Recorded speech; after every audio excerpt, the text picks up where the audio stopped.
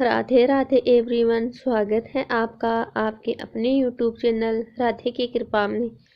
आज मैं आपको राधा रानी के चरण कितने कोमल है, राधा रानी के चरण रुई से भी ज़्यादा कोमल है, तो आपको एक कथा के माध्यम से राधा रानी के चरणों की कोमलता का रहस्य बताऊंगी। तो आप वीडियो को एंड तक जरूर देखिए। दीनदयाल नाम का एक व्यक्ति था जिसके रुई के बहुत बड़े बड़े कारखाने थे। उसकी रुई इतनी कोमल होती थी कि दूर दूर से लोग उसकी रुई के लिए अपने घर के लिए बिछाने वाले गद्दे तकिए सब उसकी रुई से बनाते थे। उसको अपनी रुई के कोमल होने का बहुत ही अभिमान था। वह सोचता था कि इससे ज़्यादा कोमल दुनिया में कोई भी चीज़ नहीं है, मेरी रुई सबसे अच्छी है। उस देश का राजा था और उसके महल में जो भी बिछोने बिछे हुए थे वह भी इसके कारखाने की रुई से ही बनते थे। दूसरे नगरों में जो राजा रहते थे वह भी इसकी रुई से ही अपने घर के बिछोने और गद्दे बनाते थे। दीनदयाल की पत्नी जो कि किशोरी जी और ठाकुर जी की बहुत ही भक्त थी, उनके घर में किशोरी जी और ठाकुर जी की एक साथ बैठी हुई मुद्रा में एक बहुत ही सुंदर प्रतिमा थी। उस प्रतिमा के नीचे भी उन्होंने उसी रुई के बिछोने को बिछाया हुआ था। दीनदयाल को इस बात का बहुत घमंड था कि उसके कारखाने की रुई से जो चीज़ बनती है वह बहुत ही सुकोमल होती है। बड़ा व्यापारी होने के कारण उसकी राजा से भी अच्छी सांठ-गांठ थी। राजा भी उसको बहुत ही मान देता था, जिसके कारण दीनदयाल की शहर में बहुत ही थाक थी। दीनदयाल का काम इतना चलता था कि उसको बहुत ही घमंड हो चला था, लेकिन घर में आते ही वह एक नरम हृदय का व्यक्ति बन जाता था और ठाकुर जी और किशोरी जी की खूब सेवा किया करता था। वह आए दिन अपने घर में आने वाले महात्माओं की खूब सेवा करता था। एक दिन उसके घर में एक बहुत ही सिद्ध महात्मा आए थे, तो उसकी पत्नी ने उसको घर के अंदर सबसे अच्छे वाले बिछोने पर बिठाया। तभी दीनदयाल भी वहां पर आ गया और आकर महात्मा जी के चरण छूकर कहने लगा, महात्मा जी, इस बिछोने पर बैठकर आपको कैसा लगा? महात्मा जी कुछ नहीं बोले। फिर दीनदयाल ने दोबारा पूछा, महात्मा जी, यह सबसे सुकोमल, दुनिया में सबसे कोमल बिछोना है, इससे ऊपर कुछ भी नहीं है, इस पर बैठकर आपको कैसा लगा? तो महात्मा जी आंखें बंद करके बोलने लगे, सुकोमल तो बस। फिर थोड़ा रुक जाते और फिर बोलते, सुकोमल तो बस, इसके आगे कुछ नहीं बोले, और आंखों में आंसू भरकर बस यही बोलते रहे, सुकोमल तो बस, इससे ज़्यादा और कोई नहीं हो सकता, और आंखें बंद करके यही बोलते रहे। लेकिन दीनदयाल पूछता रहा कि बोलो महात्मा जी, कैसा लगा? लेकिन वह महात्मा जी तो बस आंखें बंद करके आंखों में आंसू बहाकर यही कहने लगे, सुकोमल तो बस वही है।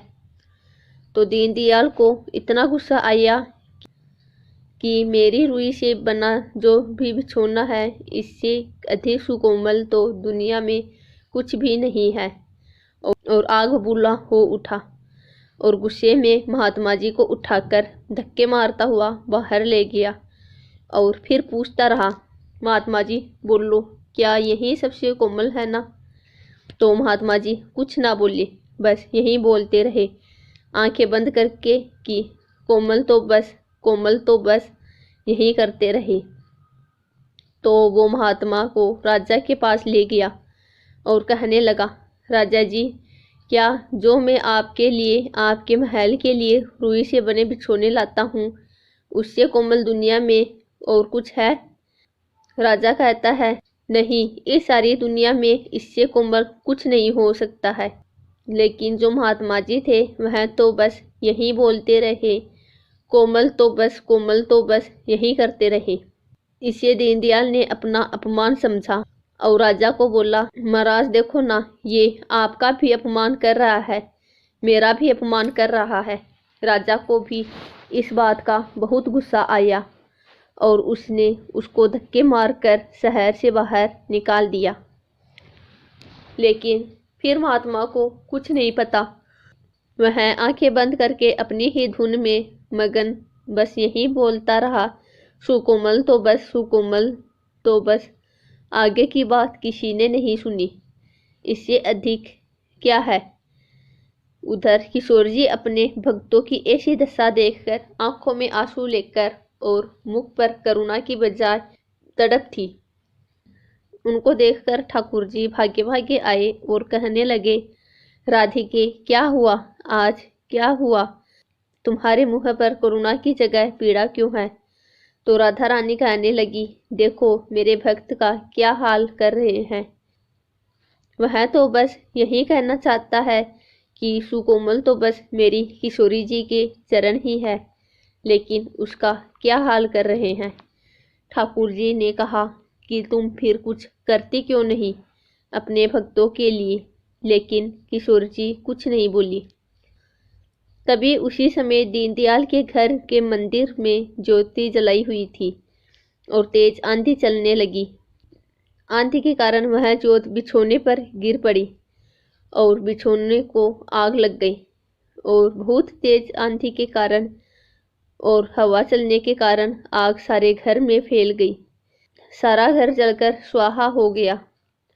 जब तक दीनदयाल घर पहुंचा तब तक सारा घर जलकर स्वाहा हो गया था। अब आंधी बंद होने के बाद तेज बारिश होने लगी और बारिश इतनी तेज हुई कि उसके कारखाने में रखी हुई सारी रुई भीग गई और कारखाना पूरा पानी में डूब गया। कारखाने और घर की ऐसी दशा देखकर दीनदयाल जोर जोर से विलाप करने लगा और उसकी पत्नी और बच्चे भी सड़क पर बैठकर जोर जोर से विलाप करने लगे। हमारे घर और कारखाने को क्या हो गया? दीनदयाल भागा भागा राजा के पास गया और कहने लगा, देखो महाराज, मेरे कारखाने का बुरा हाल है और मेरे घर को भी आग लग गई। राजा आग बबूला होकर बोला, तू यह बता कि तूने कैसी रुई के बिछोने बनाए थे। देखो यह मेरी पत्नी, बच्चों और राजकुमार और राजकुमारी का क्या हाल हो गया है। इनको तो देखो इसी के कारण शरीर पर जैसे एक अलग सी खुजली जैसी बीमारी हो गई है। और राजा ने उसको मार कर वहां से भगा दिया। वह रोता हुआ फिर घर के तरफ गया और घर में जाकर और जोर से दहाड़े मार कर रोने लगा कि मेरे घर को क्या हो गया।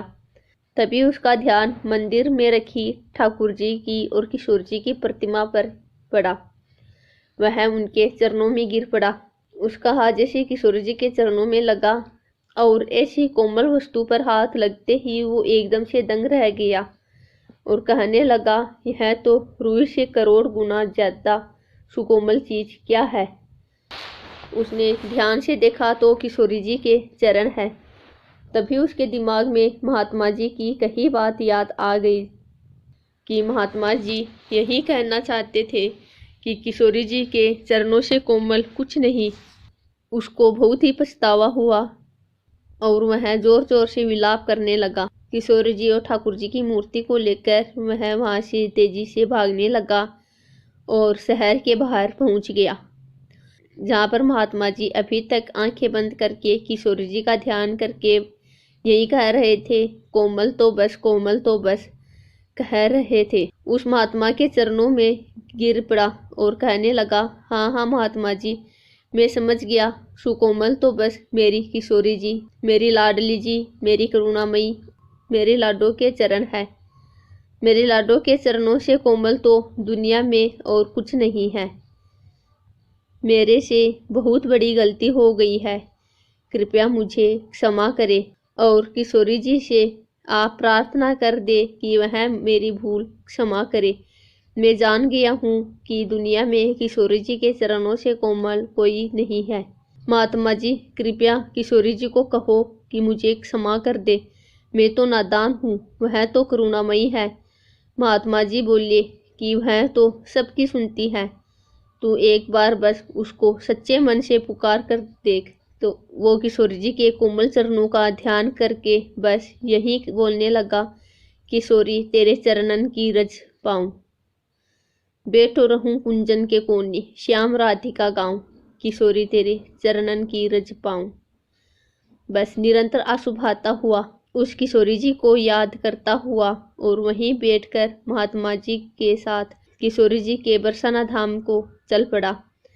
किशोरी जी ऐसी करुणामयी है, जो उसके भक्तों को कष्ट देता है उसको भी अपनी शरण में ले लेती है और अपने भक्तों की भी पूरी रक्षा करती है। तो बोलिए करुणामयी सरकार राधा रानी की जय, मेरी लाडली सरकार की जय। आशा करती हूँ आपको मेरी वीडियो अच्छी लगी होगी। यदि आपको मेरी वीडियो अच्छी लगी तो वीडियो को एक लाइक ज़रूर करें तथा शेयर करें और चैनल को सब्सक्राइब ज़रूर करें।